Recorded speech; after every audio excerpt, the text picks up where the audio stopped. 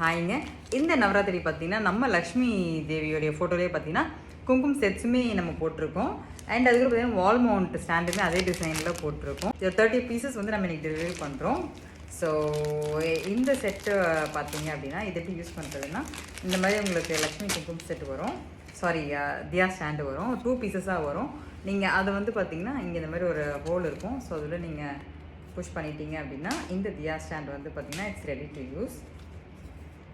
இது உங்களுக்கு கொஞ்சம் டைட் அண்ட் ஸ்டர்டியாகவே இருக்கும். ஸோ இதுதாங்க நம்மளுடைய லக்ஷ்மி தியா ஸ்டாண்ட். இது வந்து 4.5 inch in height.